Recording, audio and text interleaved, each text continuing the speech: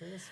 Microphone can be nice and close. So if you want to lean on the table, that's okay. However, whatever feels comfortable. Okay. Right. So You ready? I'm excited about this I'm one. so ready. Okay. You ready? Hit me. If you have ever ordered the Happy Meal just for the toy, collected those toys for upwards of a year, and then arranged them into your own personal audience so you can practice your imaginary TED Talk, you are a student of Awesomeology.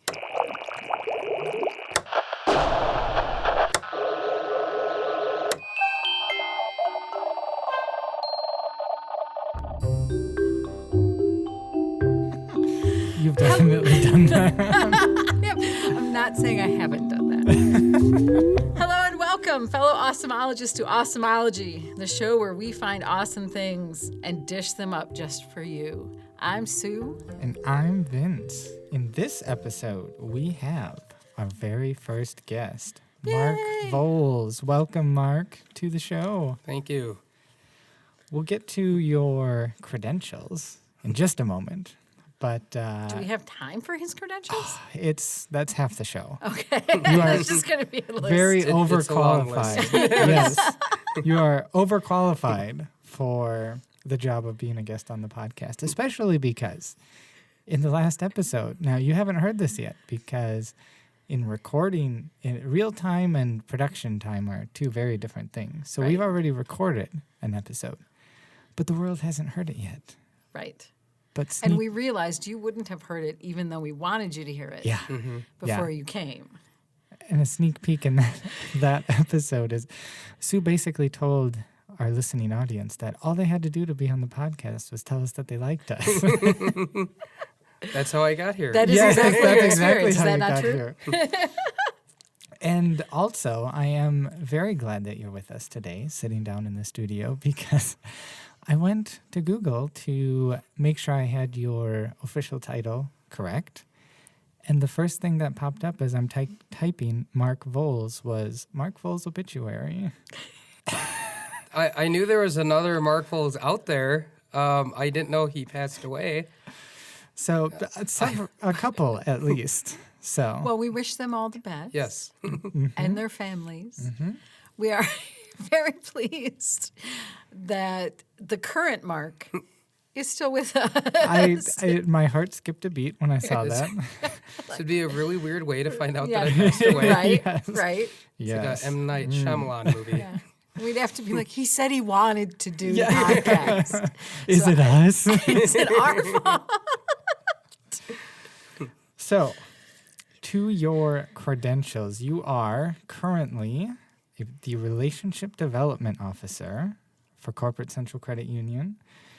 You are a longtime credit union believer, that much I know, and you a development educator graduate. We've talked about that program a little on the podcast.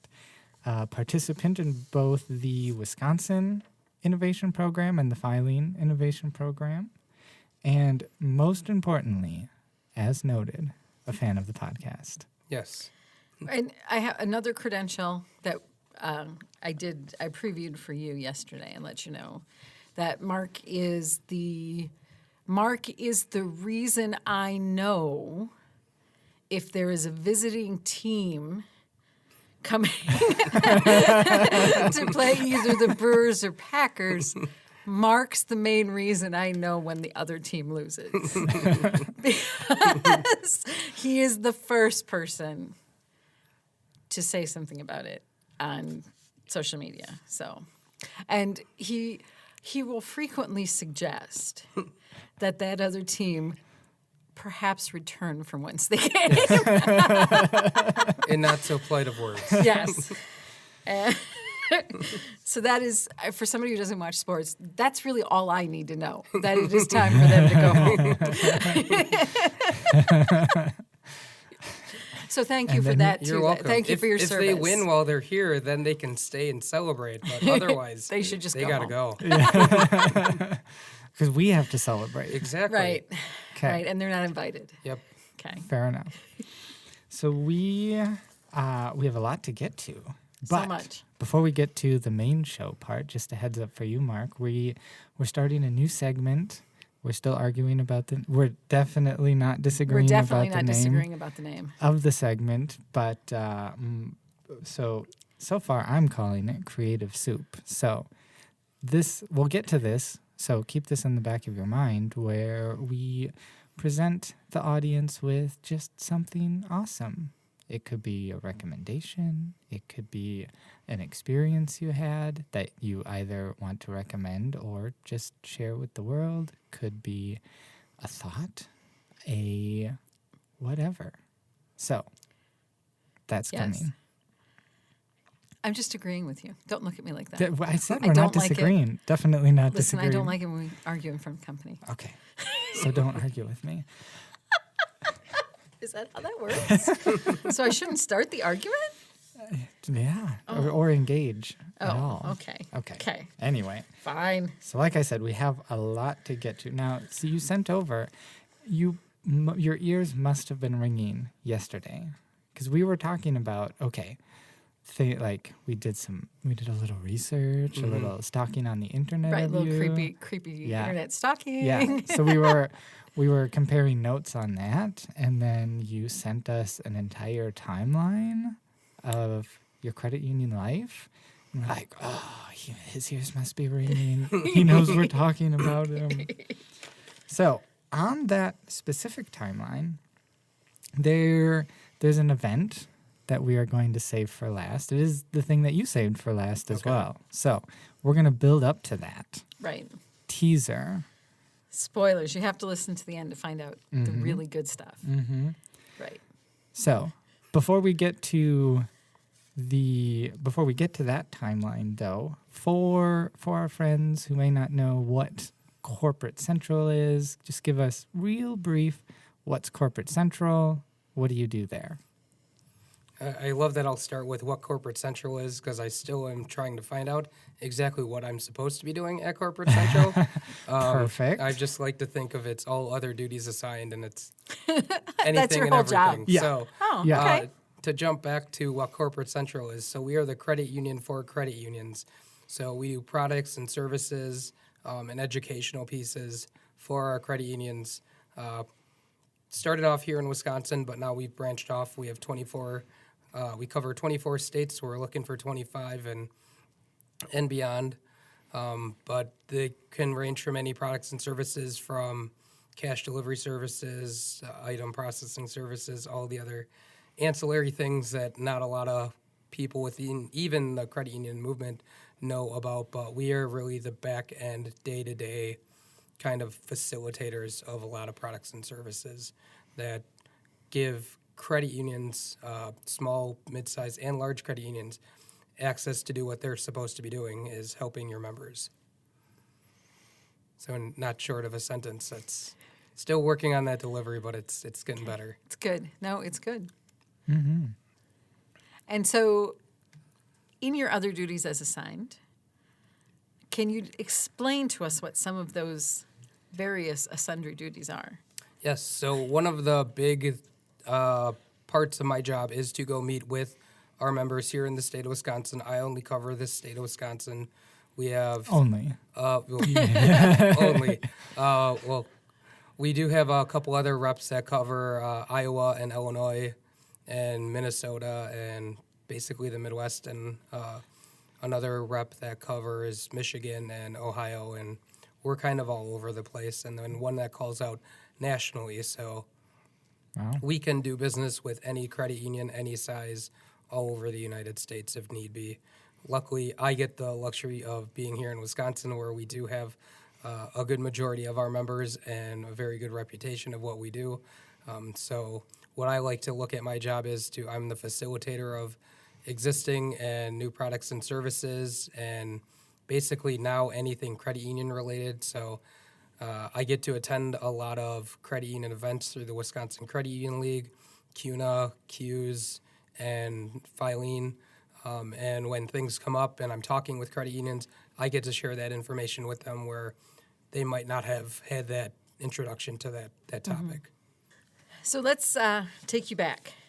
Let's take you back a little bit in time and talk about how you got into credit unions. Is that where we want to start? I know I literally am reading your notes, and I already don't understand where we are. It's good. I'm good at my job. Yes. Yes. Yep. Also, all the way from the beginning, Yes. up to your start in credit union. So walk us through little Marky Mark. Little baby Mark. Little baby Mark was actually adopted from the Philippines. I came over when I was a baby, obviously. Grew up in Menominee Falls, Wisconsin, a suburb of Milwaukee, and went to school there. Graduated from high school. Did 5 years at UW Whitewater with a degree in finance and minor in poli-sci. Graduated at the best time ever of awesome spring of 2009, where unemployment was at pretty much the complete opposite of what it is now. So it was definitely an experience going through that and knowing exactly kind of what happened, coming from the academic and hearing and basically getting real-time education on that, which was just, it really set the groundwork of things might not be okay going forward. So you should always be wary of this. Here's your diploma. Good luck with all that. Yep. That was pretty much it. And it was interesting because I had a lot of friends that were older that had that got jobs right when they graduated in 07 and 08, and then unfortunately got let go for whatever reason. So it was bad for quite some time. Luckily, I was really looking for a job for about 7 months my senior year, and then finally got a job, not in my field. Luckily, it was through networking through where my sister was actually working at U.S. Food Service. So this kind of all ties into the whole networking kind of thing and why it's good to never burn any bridges and be nice to literally everybody you meet because you never know when you're going to see them again. That's foreshadowing into a little bit story in a little bit. But then went to work left that job it was U.S. Food Service, then left that job to go to a 401k retirement call center, which, again, that was in 2011, so everyone was still not back where they needed to be. Mm-hmm. And if anybody had a 401k that got hampered by the 2009 debacle and everything else, they weren't happy when they were calling in. So it was interesting to hear all these stories of, I have to work like 3-4 more years because of what happened. Well, I'm this 23-year-old snot-nosed kid. I was like, I'm just trying to help you what you need to be doing. So took that experience. I finally got a job in finance as a commercial lender. And don't persecute me for this, for a community bank in Southeast Wisconsin. So I am a reformed banker. That's good. They weren't that bad. That's a nice way to put it. So I'll get to it in a little bit, but they weren't that bad going into it, and it was really customer oriented. We're here to help them. In that position, did all other duties assigned. So I was also, in addition doing commercial loans, I was helping out fix the ATM basically every day, and doing all the other stuff. But was there for a couple of years. Really enjoyed it. Really enjoyed the people that I was working with. But as many other places, that kind of environment changed, and things kind of started to change, and they just didn't go in. We're really here to help our community. It changed. I wouldn't say overnight, but there was a changing of guards, and you kind of saw it, and I kind of knew where I was going with it. So I hate to say it, my last straws was. I was getting a loan approved. It was, for me, pretty much a no-brainer.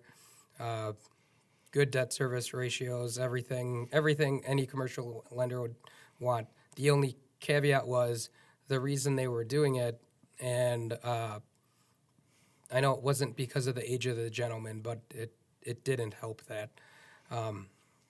So they they approved that loan, but they didn't approve it to where we were able to help them. We basically took bucket A and put it in bucket B. So it didn't really help anything. So then I was like, all right, I kind of want to get out of here. And then luckily, my friend from middle school reached out to me on LinkedIn, who I actually ran into a couple times out and about in Milwaukee, was like, hey, we're looking for a commercial lender over at Guardian Credit Union. I was like, oh, I'm a commercial lender. So Hey, that's me. timing just worked out perfectly. I went over to Guardian, and that kind of takes me into the timeline a little bit that I sent you guys. So I got to manage the entire commercial loan portfolio for about 2 years-ish, and then got the position over at corporate. So, and then that's how I got here. Ta-da! Yes. Excellent. So you started as a commercial lender at what age? I was about 25 years old when I started with Okay, it. and so you were, when you met with other commercial lenders, certainly the oldest, right? Yes. That's what I thought. So we always had it was usually a tag team, and my old coworker said you'd always have to bring the gray hair with you, otherwise they're not going to care. And so I was like, oh, okay, so I just need to grow my own gray hair. Yeah, right. Well, I don't know if you can't tell over the podcast, but I don't really have any gray hair yet, so. So maybe in a 10 or 20 years you'll be able I'm to go back to thinking like commercial 30. lender. Yeah. Yeah. Okay. I'm good though. I love doing it, but I don't think I could ever go back. I think gray is like that's one of the new trends for hair colors. Yeah, Like, he could people just get it color it. dyed. You could just get colored. it I'm colored. good. I'm in the Slim Shady era, so I did dye my hair blonde when that happened. So I don't look good with dyed hair, I and really I think we burned all the pictures too. So Oh, that's sad. We're not above photoshopping Kurt okay, that's fine. to make it look. We'll just take Guy Fieri's hair and Yeah. put it on you, and if that, I think that'll be a good look.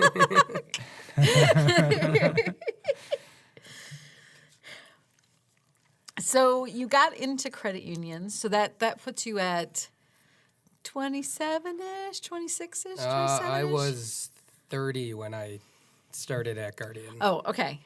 Okay. Gosh, you're old. Yep. you should talk. Wow, you're not supposed to say that. That's not how this goes. That's not how this game is played here. So since you went straight from the community bank, which also P.S. as the smaller cousin, we maintain some love Yeah. for the community Yeah. bank. Having gone straight from banking world to credit union world, what did you know about credit unions before you started? To be honest, I knew nothing about credit unions. When I first started talking to them, and my buddy, who unfortunately didn't do the greatest job of talking exactly what the difference was, I did a lot of research, and that research was wrong. Really? So going into it, it was all I knew was they're just not taxed. That was pretty much it. And Okay. I was like, well, a credit union, and I also thought that you couldn't become a member of a credit union, and that made me think. I was like, why? How do you be a member of it, and you can do business? It just didn't make too much sense to me. So I got a somewhat decent education on it when I got to Guardian, but really in 2016 when I went to the Wisconsin Credit Union League Convention, that was when my whole kind of eyes opened up. I was like, whoa, this is unique. Let's see what this is all about. And that's where, and I hate to say I drank the Kool-Aid, but I drank something, and it probably was an alcoholic drink. Yeah, but- if you went to convention, you definitely drank something. It's funny you should say that, because when we sat down with Pat, we got into a conversation about like when did you drink the Kool-Aid? And it was roundly agreed that probably convention, for that first experience at convention, is the thing that opens people's eyes and becomes like there's your before the first time you go to convention and you Yep. after you go to convention. Yeah. So Yeah. Just that's that. very confirming for us. Really, we wanted you to drive all this way so you could tell us we were right, Mark. So we're done here. That's and okay. you That's can all. go. That's what most of my job is too. And I just drove up to Duluth on Monday, so Okay. this was an easier drive. Okay. Good. That, we just like confirmation. That's what matters. So let's see. I'm looking at your timeline. You crashed convention that year. Yes. 2016. Why don't we tell us a little bit about what's the Crasher program and what's that? Well, we This is were a great question, we were the last Crasher program for the Wisconsin Credit Union League, at least. They ended up changing that to HYPE, or Help Young People Engage, later that year. So it was bringing, I want to say, 20 young professionals in the state of Wisconsin together to go through this like super aggressive course from literally the start of the convention to the end, and you really don't get a lot of breaks and other things to go do things. You have a schedule that you really follow, and it's really interesting that you get to talk to the speakers like in a one-on-one like conversation. So the two big ones that I really took away from was meeting Mark Meyer. Well, sorry, three. I'll back up a little bit. So Brett Thompson, with the Wisconsin Credit Union League president, shared a story on his first couple times being working with credit unions. The one big story that is always in the back of my mind is how he was able to help a credit union approve a loan rather than what usually it is, where it's like, well, how do we decline this loan? So hearing that story, it just kind of, I was like, okay, I think I kind of get this. But jumping off that, getting introduced to Mark Meyer, the CEO of Filene, and then hearing from Molly Bell from, she now works for ENT, or Ant Credit Union in Colorado, but she was at CUNA before. So hearing from those speakers that were on stage and asking them questions and being very intimate with us and giving us tips and things on what we should be doing to help better our careers and help the credit union movement in general. Just hearing from industry leaders, it was just, I never thought going into my working career that I'd ever have an opportunity like that. And that really is what sprung all of these other things that I ended up getting into. So what you didn't do is bide your time. No. You went headlong, did you not, into the credit union industry. You are you seem like a curious go-getter. I don't know the right way to say what I think you are, other than awesome. I think but- curious is probably a good definition of that. I also like to think that I'm sometimes an idiot and that I just ask because I'm used to being told no so much that all of a sudden everyone started saying yes. And then it was like, oh no, how am I going to get all this stuff done? So it's, don't always bite off more than you chew. But if you do, you'll find a way to get all of it done. It might not always be up to the most high standards that you probably want. But going through at least the WILD program here in the state of Wisconsin, okay is good enough. But you're okay. Listen, first of all, your project for Wild was not just okay; it was great, right? So, and I was telling Vince a little bit about it because he didn't get to be at, and I was lucky enough to be able to be in that program with you, Yep. not on your team, but on a different team, and it was. First of all, let's sort of describe, because that program, very much like I3, I3 though more intense, longer cycle, but let's talk about briefly the WILD program and because we do want to talk about your project. Okay. Especially since you just bagged on it. Now Yeah. we have to turn that around and like tell people how cool it was. So what is the WILD program? So what the WILD program, it's many, and I'm going through the I3 program, it's very, very similar. It's just not as long. But you're basically trying to find a solution for a problem for either credit unions or communities in the state of Wisconsin. So our team, and we danced around so many topics, and I think every group did, and we're doing it right now in I3, where it's there. For as great as we probably think we are not as good as we probably think we are. That there are still a lot of big issues that aren't being solved. And instead of tackling these large issues, what are the little pieces that we can solve to not hit this home run, but I'll take 50 bunts for a single to win the game. It doesn't matter. It's interesting to kind of everybody wants to be that big innovation. Well, you know how long it takes to do that when we could just chip away at these little things that improve people's lives. So Right. So the whole where you start in these innovation programs, I think it's a really interesting way. You aren't presented with a problem. It's not like I think you would think of in maybe strategic planning or something like that, where you survey people and they say, here are the things that came up in the survey, and so we have these problems, and so solve them. They challenge the groups to look at what the problems are and then come, and bring those in. So to actually be in the credit unions and be in the communities and talk about what you're discovering there. So coming at it from that direction, your team came up with exactly to your point. It was a really excellent idea, and people really responded to it.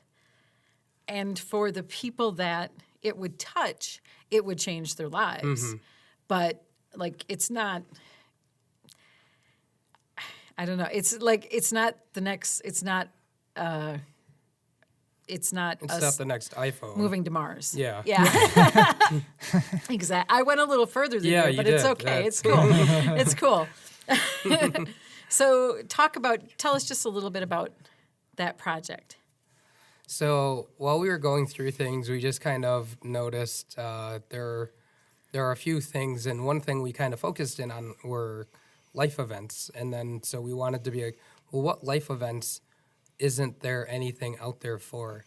So luckily or unluckily, my parents went through a divorce, and me kind of sharing that story kind of opened up, what's out there for people that are going through a divorce?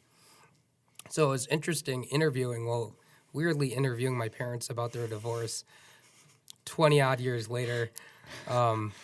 But it was just talking to people and hearing their stories and just hearing how emotional they were, and that some things didn't care. And it kind of brought back, and there's back on the podcast, but Hidden Brain does a podcast about tunnel vision, where if you are only focused on one thing, you don't take care of all these other things.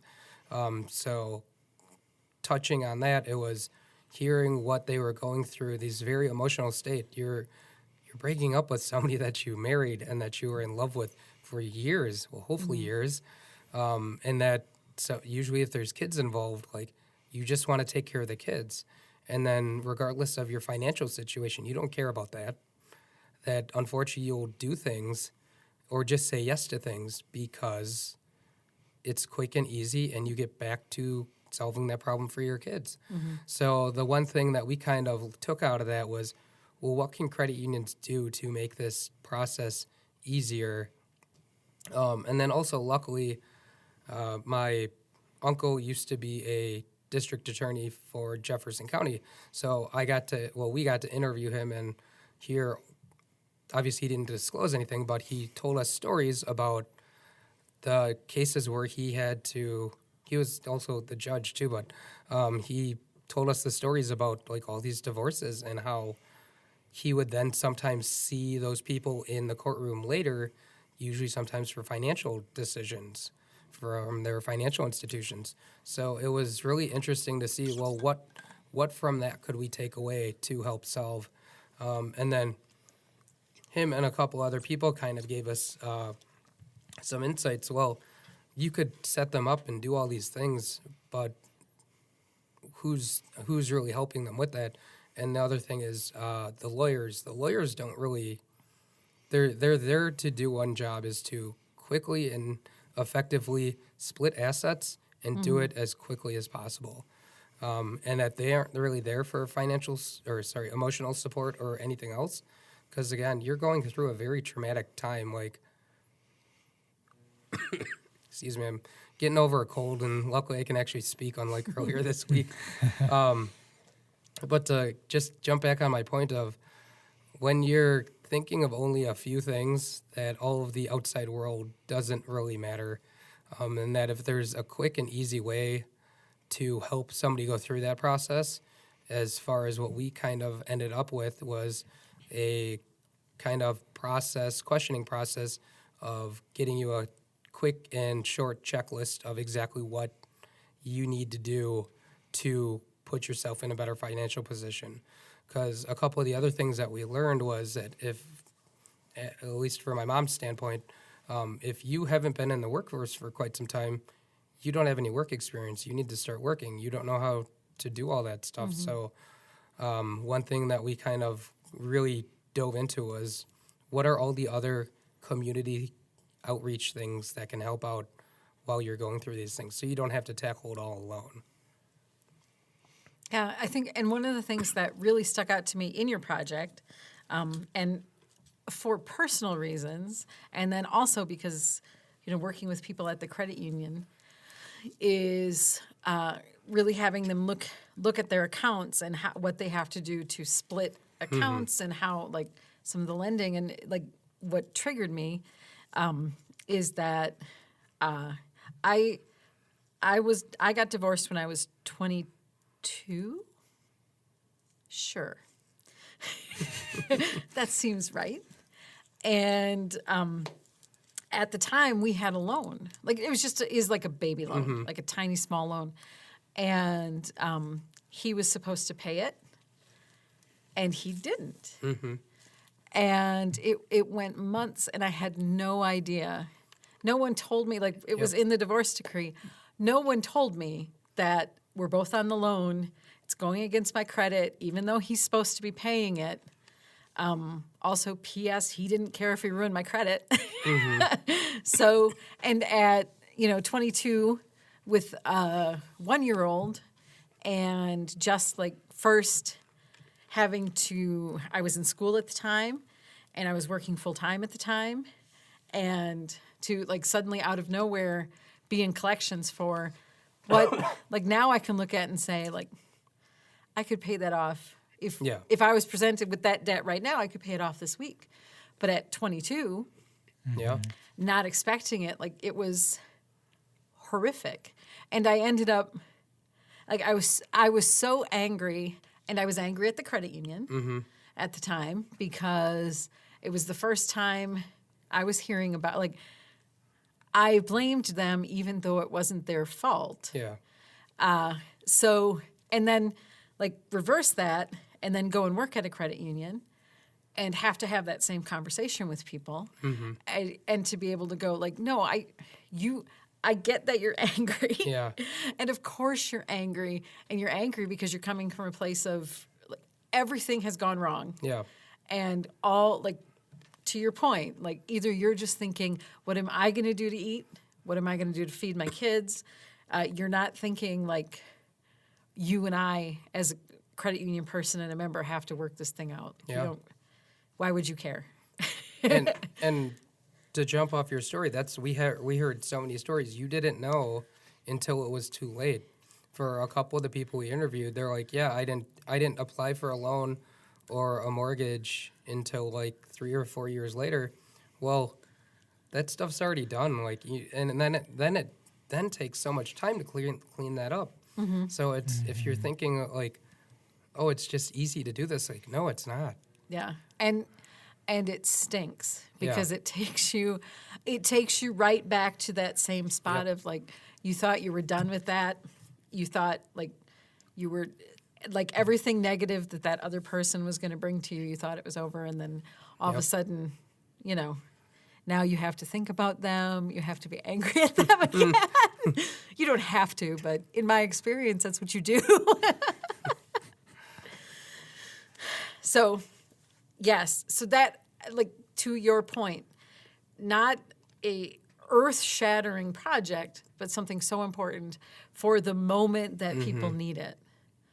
And really, I don't know, you know, when you guys did your research, one of the things we had to do as part of our research is to look and see if there are other programs out there. Did you find anything at all like it? We didn't find, so what we found, and we kept finding it, it was a big laundry list of things that a lawyer would say, this is all the stuff you need to do. And it would all be tied to assets. So it wouldn't be, hey, I need to go tell my kid's school that we're getting divorced. So let's say if unfortunately something should happen, you don't send them home with that other person if there was a domestic abuse or anything. So it was just interesting to hear that these people, yes, there's resources. And the other thing we found out was for some reason, divorces were contagious. So like in Friends group, if one person got divorced, like it went around. And then the only knowledge they would get is from each other. So you don't necessarily know or trust all of your friends' information. And for sometimes it's not consistent. So one thing's not going to be the same for somebody else. So it was interesting to kind of hear all these stories of, yeah, I got all this from Karen. That's just where it all started. And then you find out, well, maybe that information was wrong. But now with the internet, like there's really nothing out there except these lists that lawyers and attorneys put up there, which, again, just really help them. Right. Makes their job easier. Yes. Yep. Yeah. And it's crazy to think that because it's such a, like, it's not like we invented divorces last year. No. It's something that people have been dealing with a long, Yep. long time, and no one has gone, that yeah. seems wrong. Well, and that's the thing. It's this thing's not going to make credit unions money.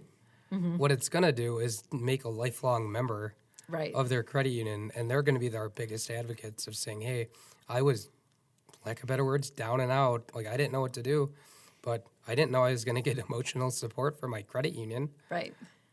So that's one cool thing that we ended up kind of hearing about, and through all the surveys and everything, it was interesting. Even the people that weren't divorced or not even married or anything, and they're like, I didn't know that there's so many life changes that you need to go through while getting divorced. But if you think about it, that life event could be anything. And it also could be compounded by the fact that there are certain life changes that if you are predisposed to getting divorced, it will spur that divorce. So like a chronic illness or, addiction, there are so many things that you're already in a bad place. And then here's this whole other thing that's going to, basically spiral you. So we're really keeping this nice and light, aren't we? Yep. I see. Well, and I guess that's the other thing about being a part of WILD and the I3 program. Some of the conversations that we have, they are not nice. They're like, there's a lot of things out there that are pretty still, to be honest, really sad that we don't have solutions to these things. And it's cool to be a part of all of this. And I'm not going to be the one to solve all of these issues, but as we all collectively start thinking this way, who's not to say that these things are going to be eradicated in 10, 15 years? Right. And I don't think you should sell yourself short. You might actually be the person. I don't think I'm going to. You don't think you have that kind of time? I like to set the bar low, so I don't disappoint anybody. I'm probably not going to get anything else done for maybe the next 10 or 15 years. He's just going to coast. Yep. Yeah. Okay. Okay. So we talked about your Wisconsin Wild project. Can you, I don't know where you are in the process right now. Can you talk about your I3 project, your filing project? I wish I could. Okay. So no. we're still in the early stages of it. So we're in the research kind of portion of it. Okay.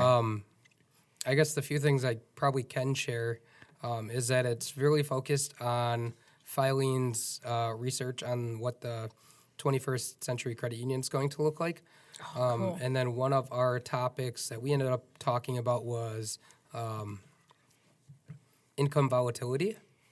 So taking a look at for people that are trying to budget and do the right things, that income isn't always consistent amongst from month to month. So, for instance, if you're making overtime or for whatever reasons your health insurance is getting bumped up, and now that's all changing. So we're really in the beginning stages of really what we're trying to tackle on that. I wish I could share more, but that's just kind of where we are. But you have at to right know now. things first, right? Yes. Yep. That's really interesting. Just yesterday, maybe? Yeah, just yesterday, I made myself a note because I came across an article. Oh, no, actually, what I came across was that filing through one of the projects they're piloting right now. I can't remember the name of it, but it is meant to address some of the issues of working in a gig economy. Mm-hmm. And I saw it just was a little blurb on a blog post they had, and that sort of got my brain thinking, like, what are we doing as credit unions? Mm-hmm. I mean, especially thinking about what lending standards look like and those kinds of things to help people who are working that way. Yep. And when you And say gig economy, you mean? people who are doing things like, I guess, thinking about driving for Uber or Lyft are the two that Right. first come to Yeah. mind. So basically are choosing these really flexible jobs. Freelancer, if Right. you Yep. will. Right. Yeah. Yeah. And it just, there's this increase of those sort of gig jobs. It's great for the company because there's a whole lot of overhead that company doesn't have to pay, and they can mobilize a lot more people when they're not paying the kind of overhead, but it doesn't address some of the things that people need, like health insurance, Right. for example. Yep. And like traditional lending standards are are around having consistent income and having a W-2 and having, being able to provide that proof of income. So, you could be working for Lyft and making, I don't know if you actually make good money working for Lyft, but you could be making decent money working for Lyft, making more than you would delivering for Pizza Hut. But because you can't prove, you would need like tax returns. So Right. you couldn't work for Lyft for 5 months and be making great money and be able to buy a new car because you would need tax returns to show what you were making. So like it's just this whole change in the way the economy seems to be moving, probably is moving. I'm not a futurist, but I don't think we're going back to working at the mill for 45 years and then retiring with a big fat pension. Right. I might be wrong. I don't think you're wrong. And Filene actually just piloted a program with the shared income agreement where the loan repayment is based off what you made. So then you're not really living, hopefully not paycheck to paycheck, but like you're not being gouged and having to make a decision on whether or not I can go get McDonald's or eat ramen that night. Right. It's to give you better access to what you made. So it's interesting on exactly where that's kind of going because without being in this project and a part of the strategic plan for Corporate Central Credit Union, I don't think I've ever would have thought of like, oh yeah, what are these other people going to do? And that's going to be such a huge part of our economy in the future that right now I don't think we have a solution for those people. Right.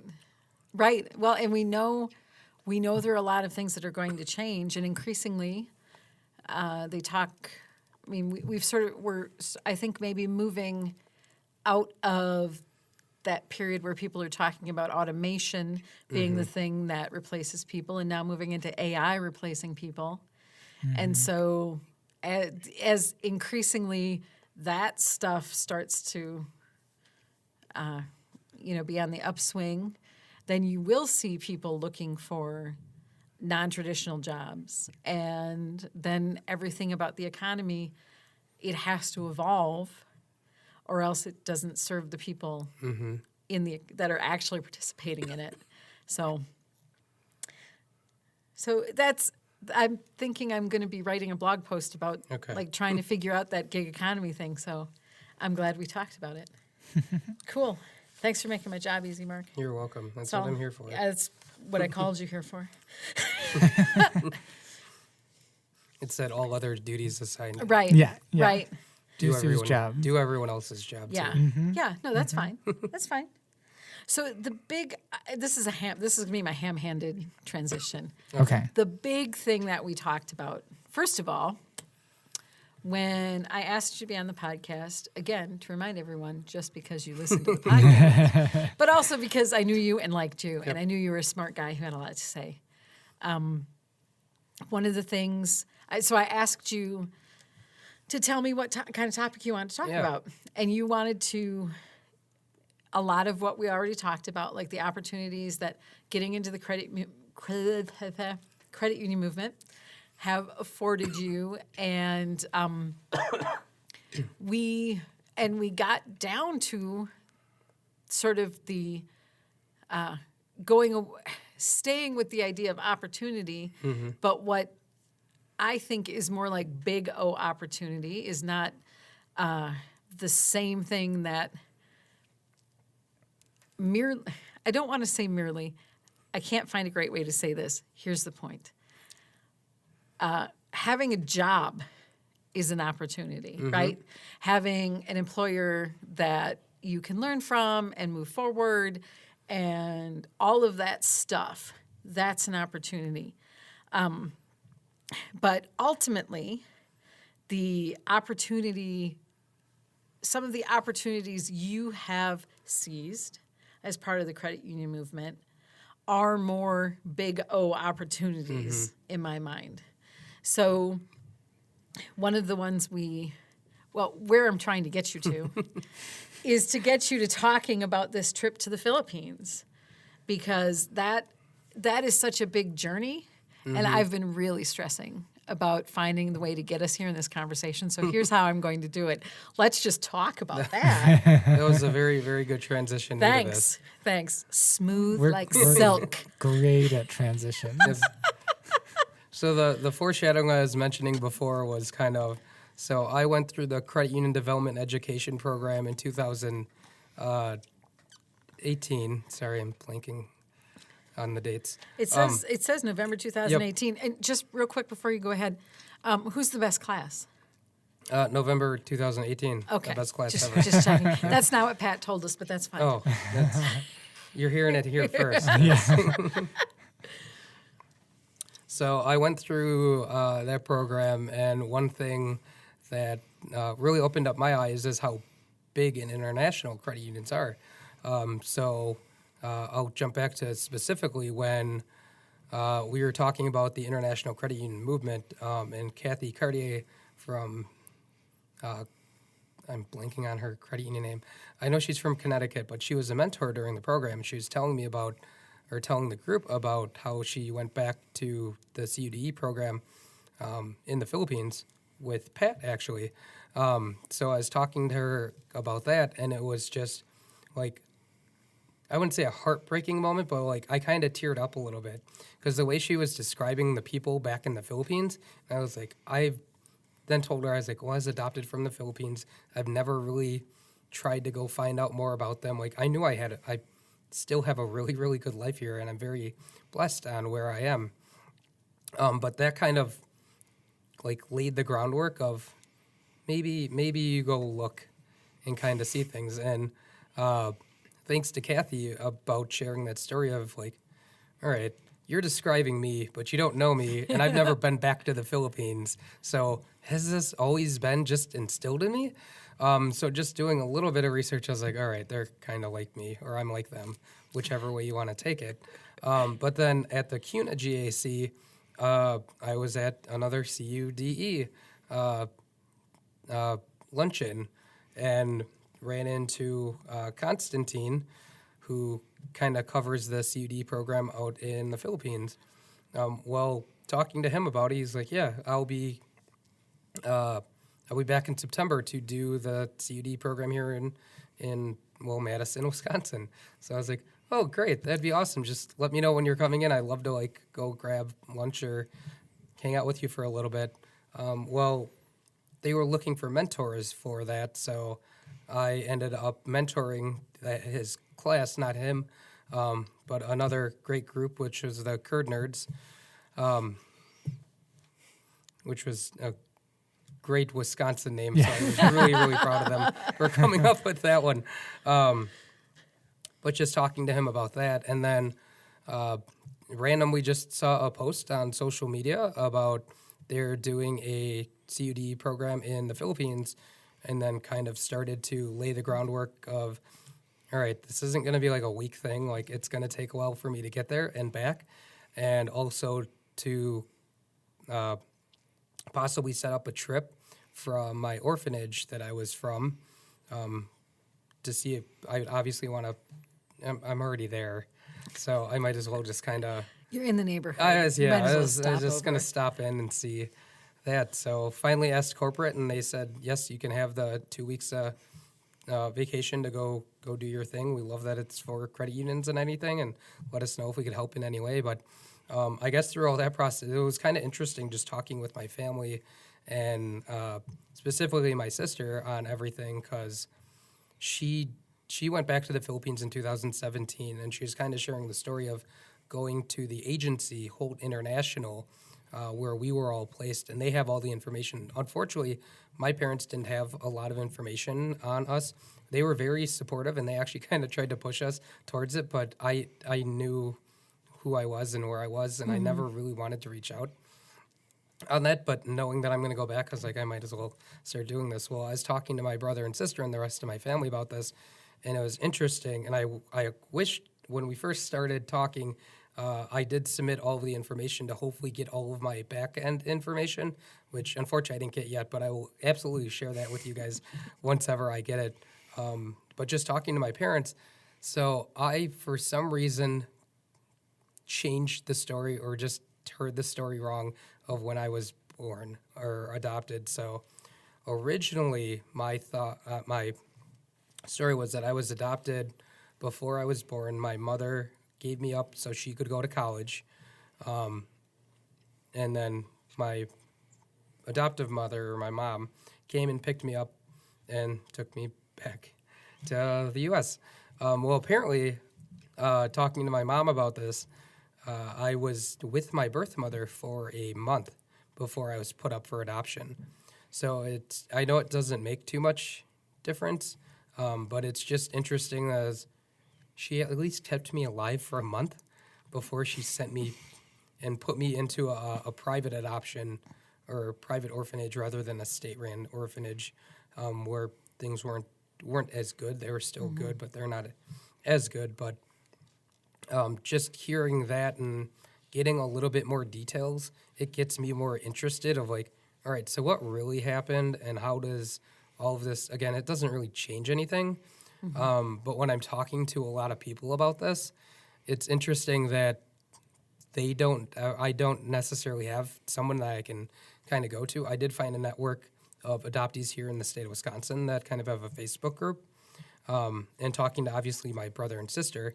But it's just when I'm explaining this, I feel I don't do a great job explaining it to people because they're like, what do you mean? Like, you don't know your story. But one of the other interesting things my sister was saying is that you have to write a letter to your birth parents. So my birth parents could have been reaching out and trying to find me all this 34 years in between. But the agency wouldn't give that information to us or to them unless we both coincidentally said we are going to reach out. So I'm still waiting for them to give me all of this stuff. I have been dragging my feet on this whole writing my letter to my parents kind of thing. It's all kind of in my head because it's basically just my life story. Kind of like I'll just give them the podcast. Just send them a link. But it's one thing going through this, and just thinking of all of my life events. It's just bringing back good memories of the people that really changed my life to the better, and all of the things, and going back and thanking them. And I know this kind of sad thing that really happened last Sunday when Kobe Bryant passed away.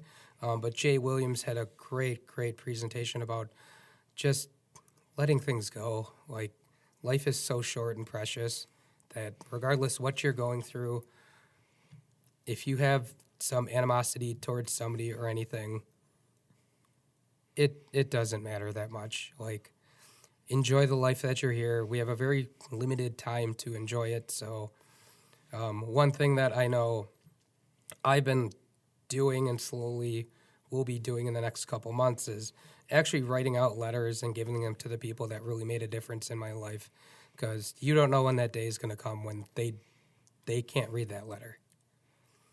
And it's just, excuse me, it's amazing how some people go through life and all the negativity that they're going through, but there are definitely people in their lives that they probably wish they could tell them, thank you for doing what you did. This is where I ended up. And I know it might not mean anything to you, but it means the world to me. So that's, hopefully I can come back and kind of show you the experiences that I've gotten through. And it's just interesting that it's touching that all of this is from the credit union, of me leaving the bank and going and working for a credit union in Milwaukee. They change your lives, these credit unions. And I know this is a bigger, larger like reach story, but like everybody else within the credit union probably has a very similar story. You're gonna go back to your home country after 34 years. Like, there's other things that I hope people can take away from this and tie this. Like, go thank the people that helped mold your family in life. That's really beautiful. One of the things that I remember saying to you, excuse me, I don't know if you having like a scratchy throat is making me being sympathetically have a scratchy throat. I'm not sure. I'm definitely. I have plenty of cough drops if you want some. I'm definitely not that empathetic as a person. But one of the things I was trying to like work around the edges of with you is like, again, this idea that yes, we've had opportunities, right? But when you tell me that story, it makes me go like, but mine kind of pale in comparison. But to hear you talk about it, I think about, and I didn't gush at Pat when we had her a little. I gushed a little at Pat when we had her here, but like I just think about the fact that I've worked for Pat for 17 years. And like just the fact that she was certainly the first management person in my life that identified that I had anything worthwhile to contribute, right? Because not that I didn't have other managers who maybe were good human beings, but the industries I was in, what their other life concerns were, whatever, didn't bring them to the point of being the kind of giving person who would identify that and try and pull it out and give people opportunity that she did. So, I just, as you're talking, I'm like, I've been a real jerk about it because I have had opportunity, right? And there, and when you're saying like be thankful for the people who have been there for you, like that's what that makes me think of. And then I will just sit here, Vince, and you can just thank me for dragging Okay. you out of the gutter 3 years ago. Yeah, that's exactly how I remember that going. Yeah, just dragged you out of the gutter. Okay. I'm the biggest Pat Westenberg fan because she is one of the I reasons. noticed you're wearing a T-shirt with her face on it. Yes. It's weird. You made it. Or That's it's what's not. weird. I wish I was. Yeah. But the whole reason why I went to DE is because of her. Really? Because first, when I met with her, when I started at corporate, she talked about the DE program. And then, oddly enough, when I was asking corporate to go to DE, she was at Hike the Hill with my CEO, Chris Felton. And Chris, he's like, what's this CUDE program? So her and Chris Morris, basically, the two biggest DE advocates, were like, yeah, you need to send him to this. And then it was funny because Chris came back. He's like, I couldn't have said no. Yes. So it's Leverage. timing and Yeah. Little opportunity. Yeah, leverage. exactly. So it was, I love Pat to death and hope her the best. And it's one of the persons that I was going to thank, or I'm going to thank. So Spoilers. yeah. When does this air? Quick, you don't have a lot of time. It's a Okay. couple of weeks, so you should get that done.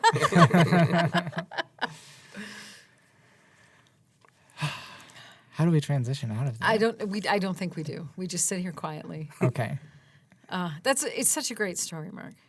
We just really appreciate you sharing that so much, Yeah, and we can't no, wait to it's- see what happens from here, and find out more. Me about- too. Yeah, I'm sure. It's- What I'm what sure. I'm hearing is that we are going to have a repeat guest on the Yes. Yeah. podcast Okay. to recap. Yeah.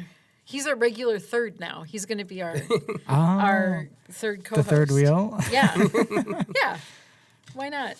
He's one of the only people who has both said that he liked us and showed up. So, like, What's the opposite? The opposite of two strikes. It's two checks for you. there must be a sports metaphor that Yeah, I'm- yeah. You're you're a crushing sports it. guy. Come on. Yeah. Three. I don't know. Well, after the two strikes, I was thinking, I was like, well, it would be like 2 hits or something. Yeah. well, Yeah, hits, okay. something. Yeah. There's a better We'll one think out about there. that. 3 strikes. We have time but, until I come back. yeah, So. Yeah. 3 strikes, but good. Yes. 3 anti-strikes. 3 anti-strikes. 3 points? Yeah, sure. Okay. Sure. Touchdown. Whatever you want it is is Okay. whatever you want it to be. Okay. Okay. So ham-handedly, let's move on Okay. before we go any deeper. Yeah. He promised me I could get weird, and we Yeah. We we deep. just touched, we skimmed across the top of getting weird. And then we were like, we see you, we're going to come back for you. So, the segment before the wrap up in our notes. I'm sticking with creative soup. I know you are. I love it. He came up with this. You came up with it. I said actually. it, but then he liked it, and then I didn't like it. But I was very argumentative the last time we recorded, so I just didn't like anything he was doing. So, Yes. Do you have something? I Blah, blah, blah. I'm still recovering from the story. Okay. So I had something. I will save it because I have a different something now. Okay. After hearing your story. So Oh, okay. can I? Oh, I promise. So you don't know this yet, but you will. My last something had to do with my kids. So this one is going to have to do with my kids as well. And I promise they're not all going to have to do with my kids. I'm going to have other awesome things. Do you do other things than parent? Is there anything else you do? Probably not. Primarily, you split your time pretty evenly. But the reason I'm taking the reason I'm curveballing? No, that doesn't seem right either. I'm failing the sports metaphors today heavily. It's not my shtick, Audible. so That's you're taking the word it I'm looking- audible? That's the word Oh, I'm nice looking work. for. Oh, Oh man, 'Kay. that was difficult. So I don't know what that means. Somebody will explain that to me later. Cool. Please continue. I'll explain it when I explain football to you for the 700th time. Someone should. Why are they turning around? Are they supposed to turn around? I don't get it. But it ties very nicely into your message, Mark, at the end of what you were sharing. So yesterday morning during breakfast, so woke up, got ready, came downstairs for breakfast, and my son, who's 4 now, said that he made his bed. Which is cool, like that's great. But what he said was he made his bed so that mommy wouldn't have to. Aw. So You know that means he peed the bed, right? he did not, thankfully. Oh, okay. But so it was just this moment where, like, I mean, he's 4 and I went super deep, so maybe it sticks, maybe it doesn't. But I had this brief, deep conversation with him, like, that's really great. And it's really great to think about other people and what you can do for them. And he has no idea what's going on. And I said to him, there are some people who never learn that. So if you can figure that out now, Yeah. you're doing really great.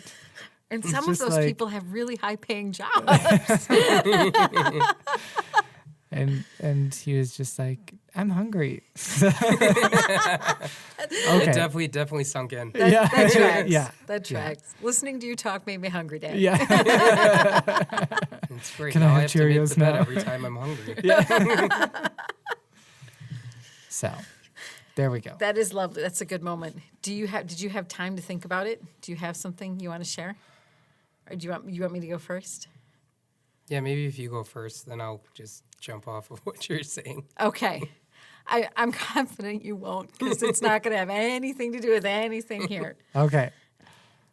So I had one. I wanted to talk about Google notifications, Oh. but I changed my mind because that was what I was prepared for yesterday. I was going to talk about Google notifications, so maybe we'll get to that. Okay. We'll put a pin in that. I'll put a pin in that because last night I'm scrolling through Facebook and I see an ad for the local movie theater in Rapids. And there is a movie that came out in October that is now going to finally make it to the movie theater in Rapids. I did not know it wasn't going to make it to my local theater, and I had been waiting for it to come out. And it's I don't know if you guys have seen the ads for it. Jojo Rabbit. Have you seen Jojo I Rabbit? have not seen Jojo Rabbit. Have you seen the ads for it or anything?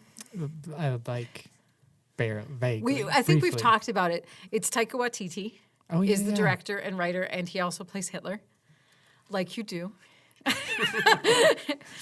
And it's a story about a little boy in Nazi Germany, and Hitler is his imaginary friend. But then there's also, I know, but also his mother is sheltering a little Jewish girl in their house. So I don't know what happens in the end. It looks delightful. And I have been waiting because also I'm a big fan of Taika Waititi. I don't know if I ever say his name right, but I'm a big fan of his. So I follow him on like everything. And I've been waiting for it to come out. And when it finally was going to come out, I'm like, yes, I'm going to go see it. And then it never came to our theater. But now it's been nominated for Oscars. And so now it's going to make it to the theater. That's what I'm going to do this weekend. Having not seen it, I recommend everyone sees it. Sometimes a dangerous game, but okay. Right. I'm willing to take that bet. Okay. Because you like Thor Ragnarok. Mm-hmm. Not that Also that is directed by. completely indicative of his entire body of work, but Right. yeah. Okay, that's So mine. Jojo Rabbit is your yes, Jojo Rabbit. creative yes. soup ingredient. We're Yes. still working on all of this. Yes. Okay. My ingredient would be literal rabbit for the creative soup. Oh. Okay. There. Did that help you at all? No, Nope. that didn't Did help not me at at all. all. But it kind of made me think about something that I have going on next week, though. What you got going on next week? So next Friday, so I do a lot of volunteer work for the Cystic Fibrosis Foundation. So next Friday, I will be at their, well, they call it the wine opener. I call it the, I'm blanking on the reference. Maybe it is the wine. Regardless, it's a food and wine kind of like gala-ish kind of thing. So I'll be volunteering for that, but usually I would go do this by myself, but I actually asked people to come with me this time. So I guess my one ask or one thing I can suggest other people to do is if you are volunteering, bring your friends and family along with you. It does make it a lot easier, and specifically for this one, you get to volunteer and you get to drink wine and eat food. So for the people that are coming with me, I hope they really enjoy it. And if they don't, at least they get to drink some Right. wine and eat some food. Right. Nice. Nice. Where is that? In Milwaukee? It's in Milwaukee, yeah. Okay. I mean, we can get there from here. Yeah, it's really not that far away. You know, I don't want to start a whole topic, but a thing that occurred to me this year. We are supposed to be going into the wrap up. I know. A thing that occurred to me this year, we've driven to Milwaukee a couple of times or more over the last couple of years. It suddenly is faster to get to Milwaukee, and I don't know why. It is the same distance away. But it seems like, because I have family in Milwaukee, and we would go there when I was a kid, and it always had to be like a weekend trip Yep. at least to go to Milwaukee. But we have day trip to Milwaukee and somehow survived. Yeah. It's really not that bad. It's not. Just as long as can you do don't it, get stuck in yeah. traffic. And traffic in Milwaukee is like an extra 10 minutes, so it's Yeah. never really that bad. It's not Chicago No. traffic. Okay, that was all. Okay. See, look how easily I landed You that did plane. it. Yeah. Okay. Thank you. Speaking of landing the plane, Mm-hmm. let's wrap up. Here we are. Boom. So this is your friendly reminder that if we have any links, including, no, we won't be able to do, so it's next Friday is that event. So it'll be too late to put the link out. Yep. But I am confident that we will find some links Yep. for Mark. We'll probably share out.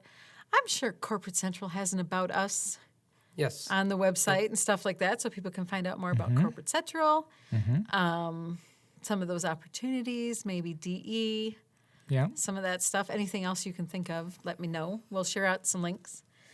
And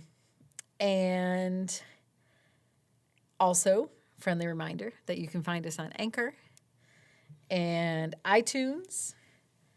And these are going to be right in the same feed along with the Simplicity Show, just a name change. We didn't leave you. So you should remain subscribed if you're already a subscriber. If you're not a subscriber, find your favorite podcast app and hit that subscribe button because we would like you to stick around. Well, first of all, you want to stick around so you can find out the rest of Mark's story. That's literally the most compelling pitch I have for you right now. And bring your friends. Right, Yep. Share this episode, and then get them hooked, ready to hear right. the rest of the story. No. Special thank you, Mark. Thank you so much for coming up to hang out with us, and thank you again for sharing just your story and that, as Sue said, that big opportunity to head back to the Philippines. And we do absolutely look forward to hearing about that trip. Thank you, listeners, friends, for tuning in. This is Sue and Vince reminding you that life's awesome if you make it awesome. We'll see you next time.